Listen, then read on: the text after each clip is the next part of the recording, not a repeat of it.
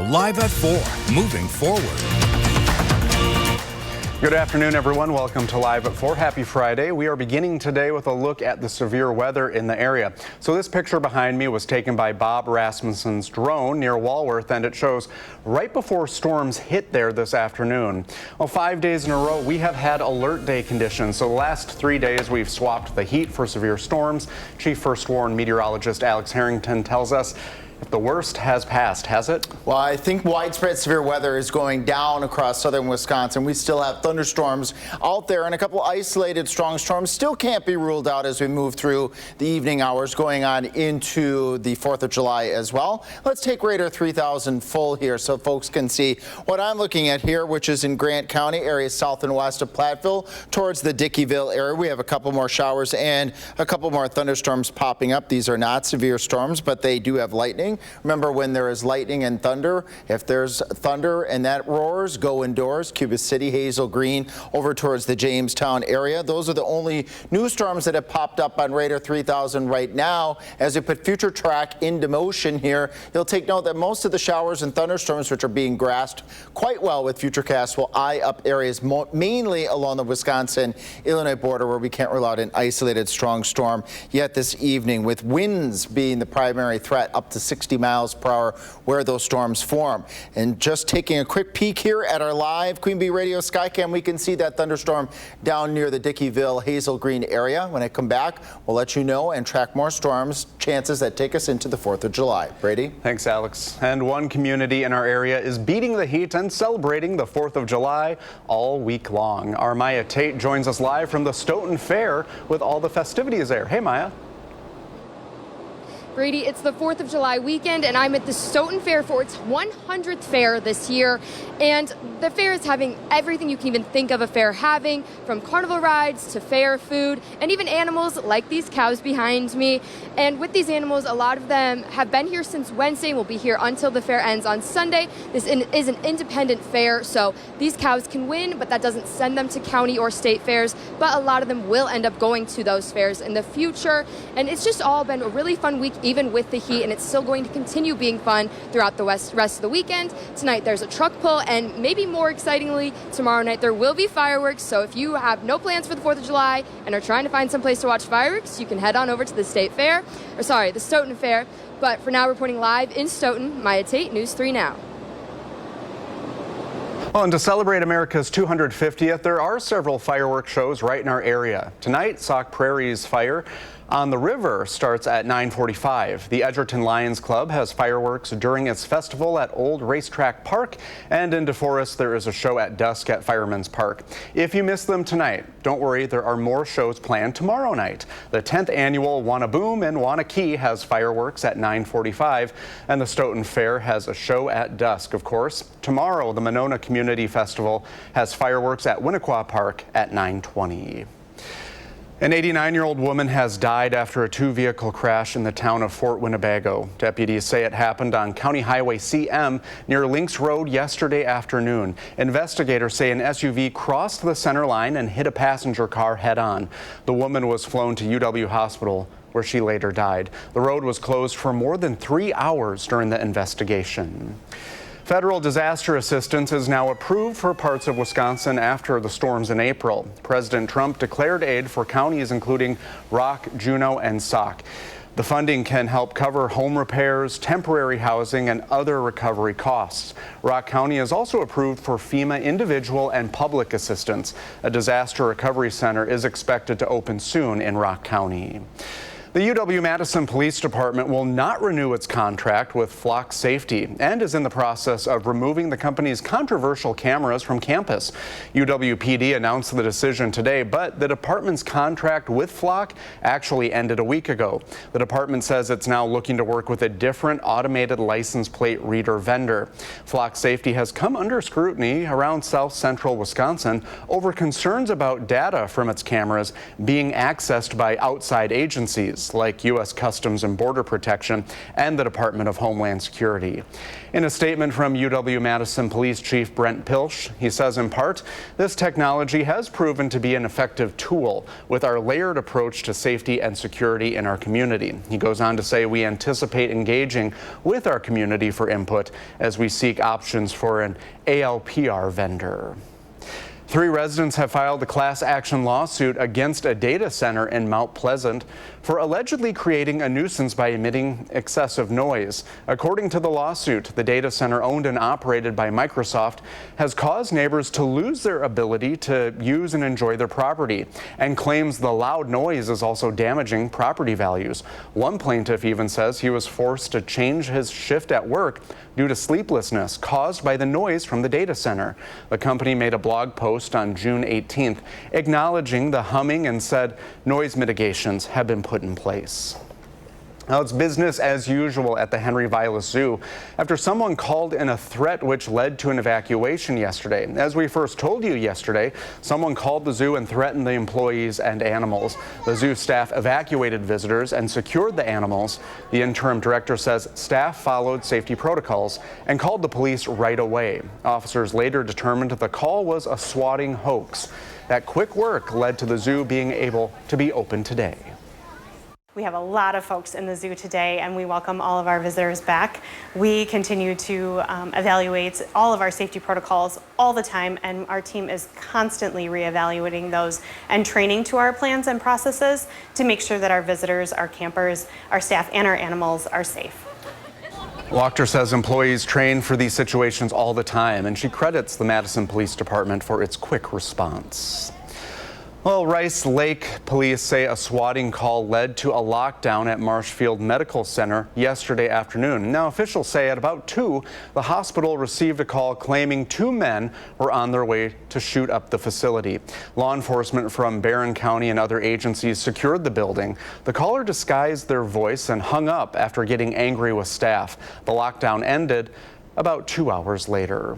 The Winnebago County Sheriff's Office says 2 foreign citizens are safe after their small private plane crashed onto a county road.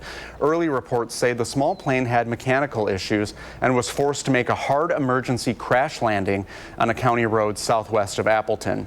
A 71-year-old French citizen and a 22-year-old Swedish citizen who were in the plane were not hurt. The FAA and National Transportation Safety Board are now investigating. Well, get ready for the Matrix Basement's $1 million hole-in-one contest, the biggest golf challenge of the summer at Vitense Golfland. From July 6th through the 10th, golfers from across Wisconsin will compete in qualifying rounds for a chance to advance to the final round on July 11th and take a shot at a $1 million grand prize. Contestants will aim for a hole-in-one from, get this, more than 150 yards away. Whew, good luck, everyone. The top 20 closest shots during qualifying will earn a spot in the finals, where one swing could make history. Participants must be 18 years or older. You can find more details about this event on channel3000.com. Next on Live at 4, we're taking a look at what things will be like for anyone traveling this holiday weekend by land, by car. Maybe not by sea, though. Then people in our state are celebrating the life and legacy left behind by magician Harry Houdini. Later on, Lisa Briggs with the Bruce Company is here in studio answering your plant questions. You can still send those questions to tips@channel3000.com. And Alex is taking another look at the First Warn forecast. He's been tracking severe storms and tornado warnings all afternoon. We'll learn if there's still more to come. You're watching News 3 Now, live at 4, moving forward. Alert day conditions continue for a little bit longer into Friday evening, although we've dropped the alert day wording for the 4th of July. We'll explain more in just a couple moments. For our Friday evening, southern Wisconsin, a couple storms, gusty winds are the primary threats. If any storms can reach that severe criteria, as a lot of the energy has been zapped from earlier storms that produced tornado warnings in Rock and Walworth counties. Again, strong winds would be the main threats, of course. Lightning and heavy rainfall can't be ruled out as well. We have a couple of those pop up pop-up storms near Cuba City and Hazel Green now approaching the Shullsburg area. But as we widen things out here, thunderstorms in far southwest Wisconsin. That's about it right now. But I do anticipate these showers and thunderstorms to roll across the southern two-tier counties that have already seen severe weather over the past 24 hours. In fact, earlier today, we were covering a tornado-warned storm from 11 o'clock in the morning through about 12:30, 12:45 in the afternoon, producing significant wind damage in parts of Rock and in Walworth counties. Here in Sharon, and damaged outbuilding, definitely remnants of what occurred with winds at times approaching 70 to 80 miles per hour with that thunderstorm. But the National Weather Service not anticipating to do storm surveys, as they are confident with radar analysis that those were straight line damaging winds in Rock and in parts of Walworth counties. Nonetheless, thinking about you folks there with that damage that did occur. Now, as we move through the rest of this afternoon, here are those few thunderstorms popping up as we roll through the evening. They roll right along the Wisconsin-Illinois border. As we move into about 6 o'clock on the 4th of July, maybe a shower or thunderstorm near the Wisconsin-Illinois border. In the afternoon, we do see more thunderstorms pop up, but notice they're isolated to scattered in nature. Not everyone's going to see them, but you should have a plan in place, because when thunder roars, you should go indoors. 9 o'clock, some areas of southern Wisconsin seeing thunderstorms, so we will have to dodge those storm chances going into the 4th of July, but not expecting widespread severe weather on the 4th of July. Frequent lightning, heavy rain, some small hail and gusty winds can't be ruled out with any shower or thunderstorm on the 4th. And as we head into the 5th, Sunday, a better day is in store with just a chance of that morning shower in our weekend forecast. So as we plan Saturday, starting off cloudy, a shower storm near the Wisconsin-Illinois border, a few thunderstorms by 3 p.m. and then we will dodge some isolated to scattered thunderstorms as we roll through the evening hours on the 4th. So that firework forecast, you're probably wondering, will I get wet? We all stand the chance of having a scattered shower or a thunderstorm right around that fireworks time, but not everyone will see showers and thunderstorms. So the First Warn Weather app. I was going to show you the app here, but I guess we'll take that full screen nonetheless, so you can check out that radar. And of course, I will be keeping an eye out on things in case any of those storms get feisty tomorrow. Once we get through any storm chances on Saturday, conditions quiet down. We stay in the warm side with the next chance of rain next Thursday. Brady? Thanks, Alex. And we're not alone. A major heat wave is bearing down on the East Coast and the Midwest. In New York City, Central Park hit 100 degrees. This is its hottest temperature in 6 decades. Mayor Zoran Mamdani is urging people there to set their air conditioners to 78 degrees and unplug appliances to ease demand on the power grid. The Department of Energy is also ordering Mid-Atlantic data centers to switch to backup generators. A local outage map shows more than 19,000 customers in New York City lost power overnight. Everything almost melted. Fridge not working. It's more dark. It's so hot, and people don't want to come in here. Philadelphia has declared a heat health emergency after more than 100 people were treated for heat-related illness.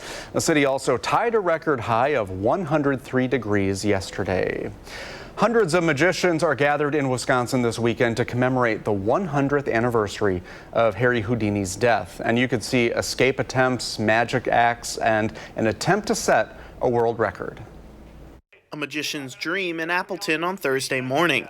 Hundreds of magic enthusiasts descended upon Houdini Plaza to not only witness death-defying escapes, but to make history. It came together. We've been planning this for well over a year.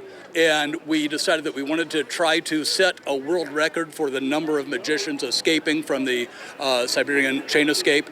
And I believe we did set a brand new record. Sikora says there is no established record. And while there isn't an official count yet, over 200 magicians from the Society of American Magicians performed the classic Houdini escape at the same time. It's all in the name of celebrating the 100th anniversary of the death of Harry Houdini. He was just an amazing showman, an incredible magician, and an inspiration to so many people. And then to be here on the 100th anniversary of his passing, unfortunately, in his hometown is magnificent. It's awesome for a Houdini historian because it gives me a sense of what it must have been like to see Houdini. And you know what? It's scary. These are scary to watch. It's scary to be here and see a person hanging so high or going into the water. Famous escape artists also climbed into a barrel to recreate the Houdini milk can escape, and magician Houdini II made history, escaping from a straitjacket dangling 100 feet in the air. And this is hard to get out, these straitjackets. once it's in. This is actually the replica of the movie Houdini with Tony Curtis. So there were 15 made in the world. It's kind of straight jacket out of leather. And I have one of them. 2 other magicians, na-na-na-na-na-na. He says his escapes are all in the name of peace and made sure to spread the love. If I'm escaping and got the platform to talk about it, it's escaping for peace. Me, you, everybody. And we can get along. Watch this. Give me a hug. Give me a hug. The Magic Convention continues through the weekend. Coming up on Live at 4, we are learning more about a landfill fire in Dane County, and those delivery robots are leaving the UW-Madison campus, but the 6-wheeled carts aren't going out of service. Our Badger Beat reporter has the story. And the federal government says a former Olympian accused of damaging the reflecting pool in Washington, D.C. is now facing charges. Which crime he's accused of that could land him in prison for 10 years. You're watching News 3 Now, live at 4, moving forward. No numbers on Wall Street today as the markets are closed for the holiday. Well, today in New York, spectators were treated to a glimpse of tall ships from around the world gathering for America 250. They weren't there for Taylor Swift's wedding. People came out to enjoy the vessels, reminding some of Operation Sail, which celebrated the nation's bicentennial half a century ago. Today, what's known as Class B tall ships from around the world sailed down the East River. Organizers say tomorrow's main event features the largest international maritime gathering in modern American history, with 60 ships, dozens of Allied and U.S. naval vessels, and more than 100 aircraft led by the Navy's Blue Angels. America's birthday celebrations are getting underway as the U.S. turns 250 tomorrow. One of the largest July 4th events is scheduled for Washington, D.C., with more than 150,000 people expected in the Capitol. Natalie Brand has the details from Washington. Hours of rehearsal flyovers gave the public a preview of the skies over the nation's capital on July 4th. It's scary though, they come up and sneak up on you. It's so cool. I've never seen these many planes like in such close proximity. It's so freaking cool. On the eve of the big event, President Trump heads to South Dakota for a celebration at Mount Rushmore. The president will deliver remarks and return to the White House in the early morning hours ahead of Saturday's marquee event on the National Mall. It's going to be approximately 107 degrees out. And I'm going to go and I'm going to make a really long speech just to show that I can do anything. But record heat in Washington, D.C. has already impacted Friday's festivities. Electrolytes and Brace in South Carolina has prepped me well. Lots of water, and then you just hit the shade. The Great American State Fair temporarily closed because of the dangerous temperatures. Please proceed to the nearest exit. Security for America 250 is also unprecedented.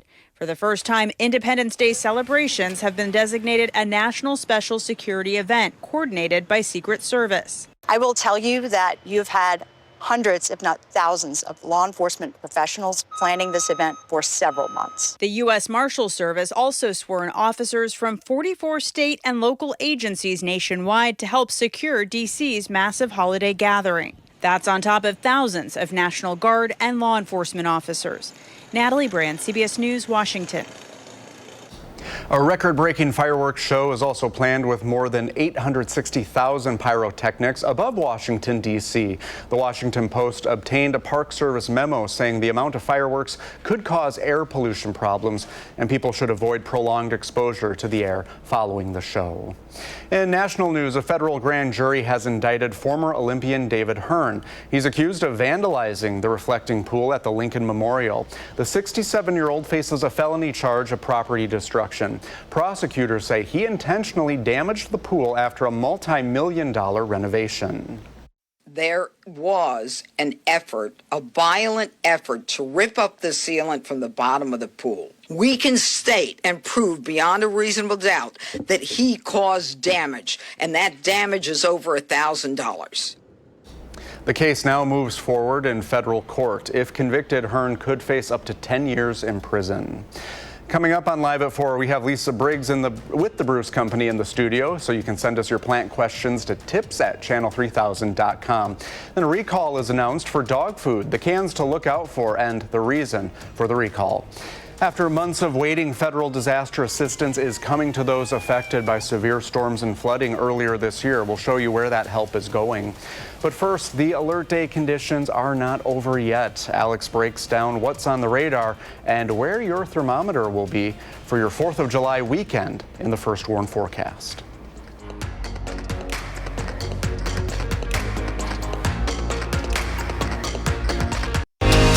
You're watching News 3 Now, live at 4, moving forward. Good afternoon, everyone. Welcome to Live at 4. Thank you for joining us on this Friday. We continue to monitor our severe weather. So this picture behind me that was taken by Bob Rasmussen's drone near Walworth, and it shows right before the storms hit there this afternoon. That's a pretty nasty looking sky. Well, the weather words today, pretty fitting, a few more storm chances. But for now, we are getting a nice look at the American flag waving just in time for America's 250th celebration tomorrow. And I know a lot of people are watching the weather for the 4th of July weekend. So what's it looking like, Alex? We have more storms in the forecast, as we just saw right there in the bottom of your screen. And I'm looking right now to the south and southwest of Platteville, or southeast of Platteville. We have a couple of thunderstorms that are popping up. These thunderstorms are near the Cuba City over towards the Shullsburg area. No lightning right now, but there were some lightning strikes not too long ago. And remember, lightning, of course, can be very dangerous, undoubtedly.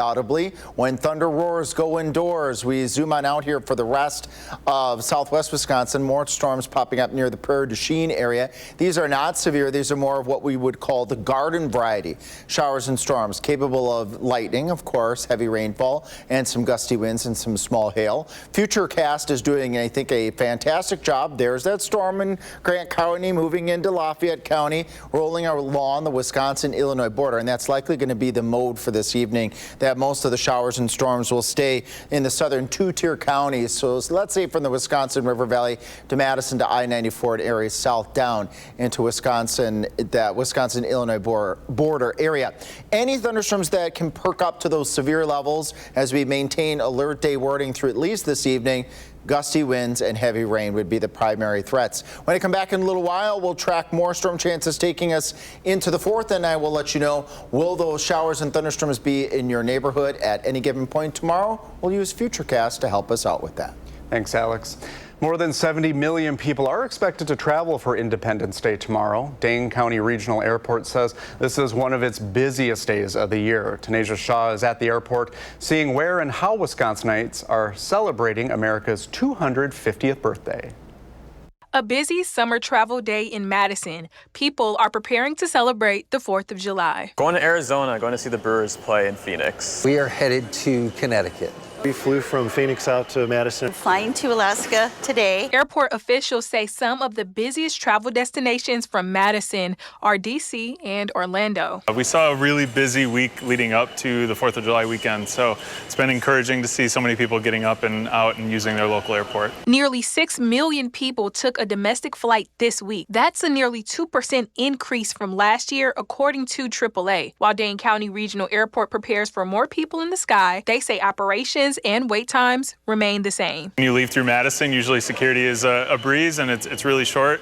Can't say that for every airport coming home, especially some of those bigger airports. So give yourself a little extra time. Reporting in Madison, Tanisha Shaw, News 3 Now. Thank you, Tanisha. If you're hitting the road today, there's some good news. Gas prices continue to go down. According to AAA, the current average in Wisconsin is $3.59. That's a 50-cent decrease from last month. One community in our area is beating the heat and celebrating the 4th of July all weekend long. Our Maya Tate joins us live from the Stoughton Fair with all of the festivities that you can take in there. Hey, Maya. Brady, I'm here with Olivia, who's been showing dairy here at the Stoughton Fair for 3 years, and she told me she had a favorite, but I'll let her tell you. Olivia, could you kind of tell us about your favorite cow here? My favorite cow is Cheesecake over there. She's my favorite because I've worked with her the longest. This is the 2nd year I've shown her. And I know we kind of talked about this briefly, but you have a SpongeBob theme going on with your signs. Can you tell me how you kind of decided to have that be your theme? It's the 100th annual Stoughton Fair, so in SpongeBob they say an eternity later or 100 years later, so that's why we did it. That's really fun and pretty creative. So what's your favorite, this is your 3rd year, what's your favorite thing about showing your dairy? Either walking them around in my yard or walking them in the show arena. Perfect. And, you know, this isn't your only fair of the year, right? I show at Dane County too, and sometimes I show at other shows with Arrow, the jersey, right there. Awesome. So with these cows you have here, have you always been working with these same, or are there some new ones this year?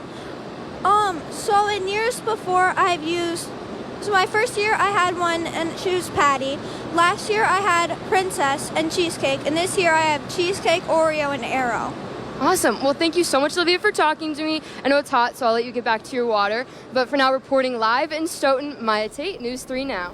Thank you, Maya, and thank you, Olivia. You did a great job. Thanks for sharing all of that. I love the cow names, by the way. All right, crews used hundreds of gallons of water and foam to fight a fire at the Dane County Sanitary Landfill on Wednesday night. Madison and McFarland fire crews responded after an employee said they saw fire coming from the site. Firefighters rushed to the top of the landfill and found a 50 by 50 foot section of trash on fire. Crews used more than 1,000 gallons of water and foam to put the fire out. Federal disaster assistance is now approved for parts of Wisconsin after the storms in April. President Trump declared aid for counties including Rock, Juneau, and Sauk. The funding can help cover home repairs, temporary housing, and other recovery costs. Rock County is also approved for FEMA individual and public assistance. A disaster recovery center is expected to open soon in Rock County. An 89-year-old woman has died after a two-vehicle crash in the town of Fort Winnebago. Deputies say it happened on County Highway CM near Links Road yesterday afternoon. Investigators say an SUV crossed the center line and hit a passenger car head-on. The woman was flown to UW Hospital, where she later died. The road was closed for more than 3 hours during the investigation. Well, 3 residents have filed a class action lawsuit against a data center in Mount Pleasant for allegedly creating a nuisance by emitting excessive noise. According to the lawsuit, the data center, owned and operated by Microsoft, has caused neighbors to lose their ability to use and enjoy their property, and claims the loud noise is also damaging property values. One plaintiff says he was forced to change his shift at work because he hasn't been able to sleep due to the noise from the data center. The company made a blog post on June 18th acknowledging the humming, and it says noise mitigations have been put into place. The UW-Madison Police Department will not renew its contract with Flock Safety and is in the process of removing the company's controversial cameras from campus. UW-PD announced the decision today, but the department's contract with Flock actually ended a week ago. The department says it's looking to work with a different automated license plate reader vendor. Flock Safety has come under scrutiny around South Central Wisconsin over concerns about data from its cameras being accessed by outside agencies like U.S. Customs and Border Protection and the Department of Homeland Security. In a statement from UW-Madison Police Chief Brent Pilsch, he says in part, this technology has proven to be an effective tool with our layered approach to safety and security in our community. He goes on to say we anticipate engaging with our community for input as we seek options for an ALPR vendor. Food delivery robots are leaving the UW-Madison campus after serving the community since 2019. Our Badger beat reporter Caroline McGartland has more. Caroline. Thanks. Starship Technologies has decided to pursue the food delivery services elsewhere and no longer on the UW-Madison campus. These robots started before the COVID-19 pandemic, and they help serve up to 400 meals a day. These 35 robots became a part of the Madison community, with students helping them across the streets and even dressing up as them for Halloween. Students loved the convenience of the robots, and being able to laugh at them was an added bonus. Peter Testery, the Director of Dining and Culinary Services, has nothing but love for the robots' time as Badgers. Kind of almost like the campus pet a little bit. It was fun to see students and parents during move-in and orientations kind of see them, take pictures of them, take pictures with them. You know, we woke them up every morning, we put them to bed every night. So they were part of our program, right? So they're gonna be missed, but we're happy to have them while we did. The robots are going away, but the university says they are exploring similar options for the future. Back to you, Brady. Oh, I always got such a kick out of seeing them around campus. Thank you, Caroline. Well, pet owners, listen up. There's a voluntary recall for some canned dog food. The recalled products include 2 lots of pedigree high-protein chopped chicken and duck flavor. The affected cans are the 13.2-ounce size. The FDA says there is a risk of the dog food having hard and sharp pieces of metal and plastic in it, which could hurt the dogs if they eat it. So don't feed your dogs this food. Throw it out and call Pedigree for a replacement product. Next on Live at 4, we continue following America 250 celebrations all over the state. We follow one Wisconsin museum that is introducing a new line of bobbleheads for the holiday. And a community in our state is doing a unique take on patriotic displays, how people there are turning fire hydrants into symbols of Americana. And coming up on Live at 4, Lisa Briggs is in the studio. You know her. She's from the Bruce Company. She's here to answer your plant questions. You can still send those to tips@channel3000.com.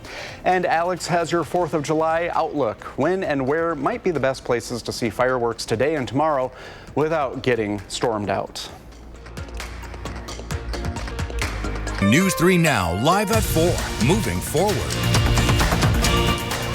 All right, folks, we still have alert day conditions in the forecast through at least Friday evening. This is for southern Wisconsin and really far southern Wisconsin. A couple of strong storms with gusty winds. They can't be ruled out as we roll through here the next couple hours going into the evening hours, at least through sunset. Winds up to 60 miles per hour. That's the highest threat. Areas that have seen heavy rain, that also is another threat that we got to keep an eye out for. The tornado threat, very, very low, if not zero at this point in time. And the hail threat is going down as well. One of our heavier areas of showers and thunderstorms stretches along Highway 60 from the Wawazika area over to Prairie du Chien, north of Wild-Using. This shower and thunderstorm is rolling off to the east and is going to move across the northern part of Grant County. We have another cell as I move out here near Platteville, and then other showers and storms south of the Wisconsin-Illinois border. Earlier today, I was covering a tornado-warned storm in Rock County and in Walworth County, and the National Weather Service confirming damage near the town of Sharon, where we had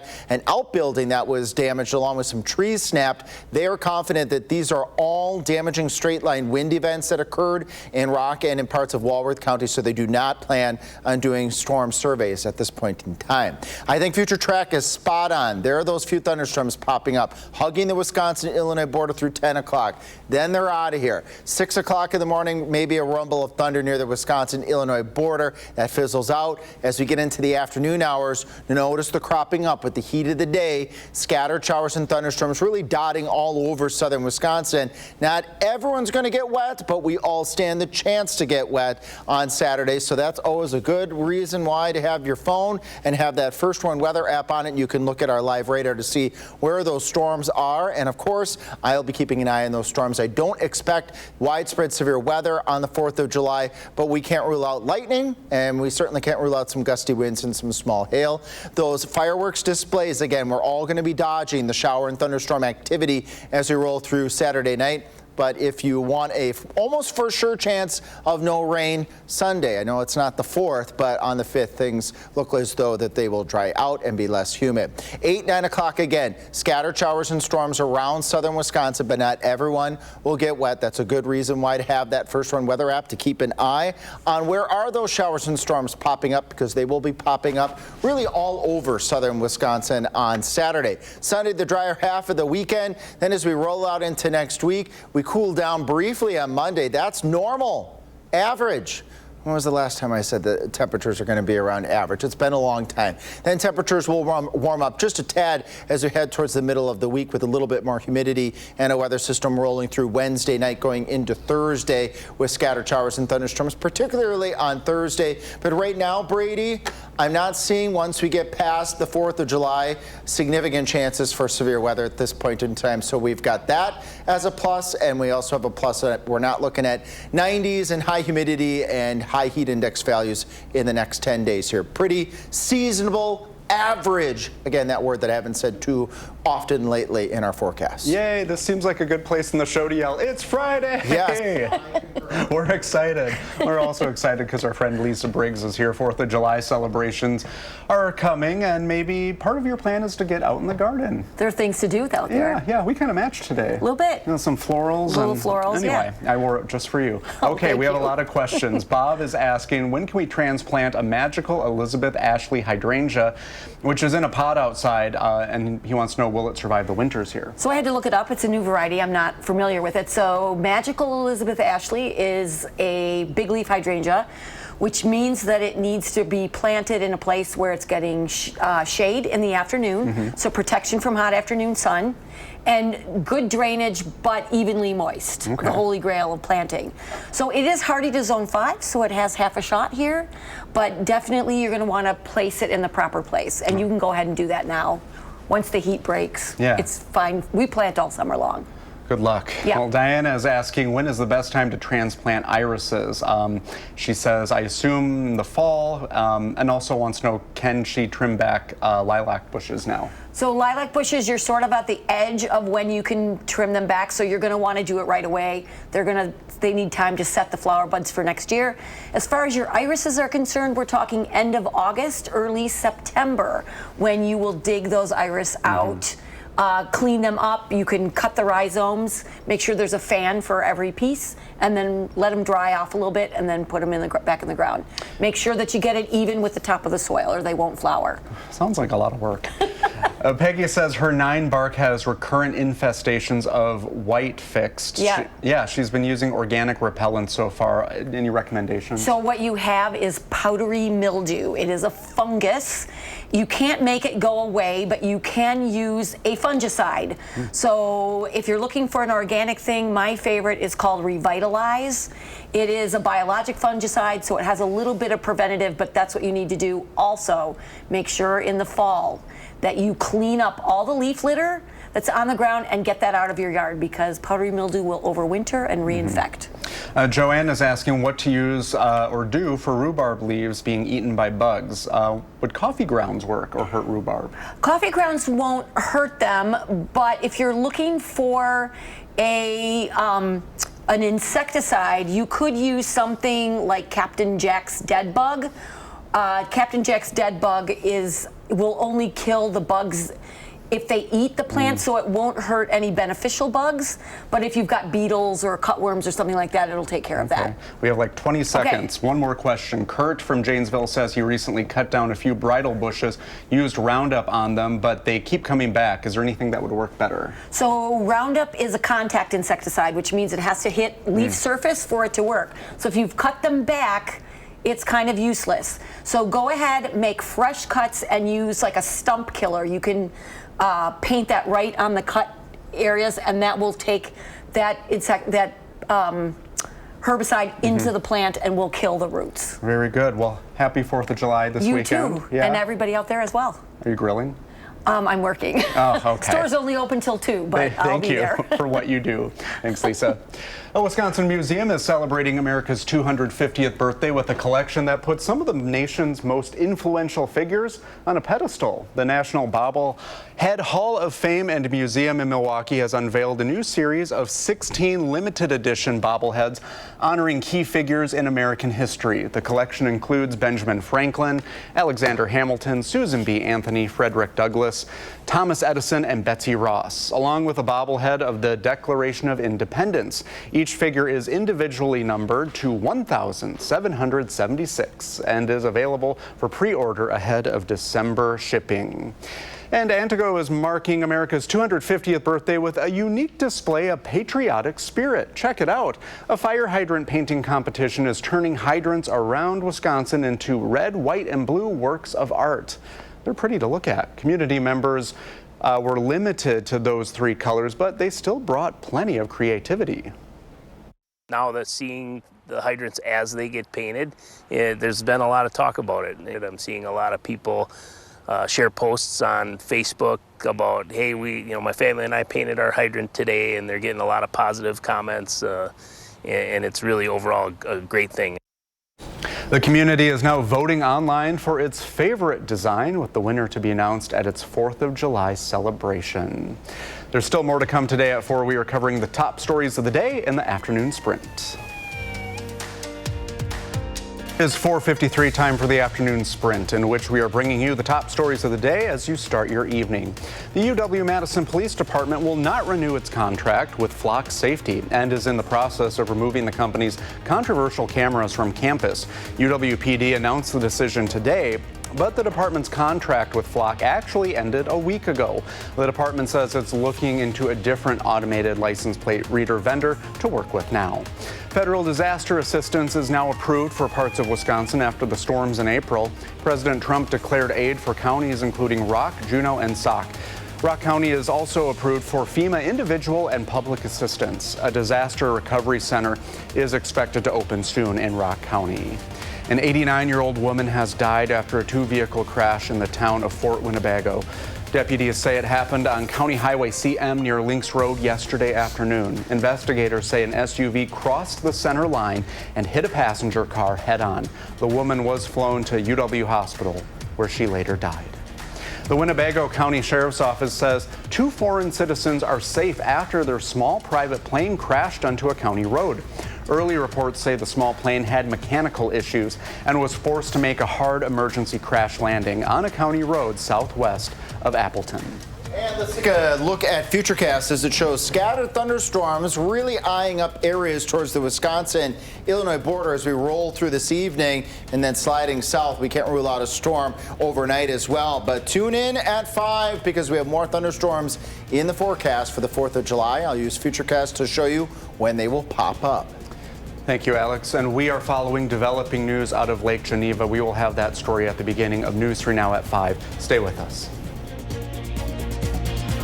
Thanks for watching Live at 4 today. We'll see you back here on Monday, and I hope everyone has a safe and fun 4th of July weekend as we celebrate America's 250th birthday. You can find us streaming 24/7 on Channel 3000.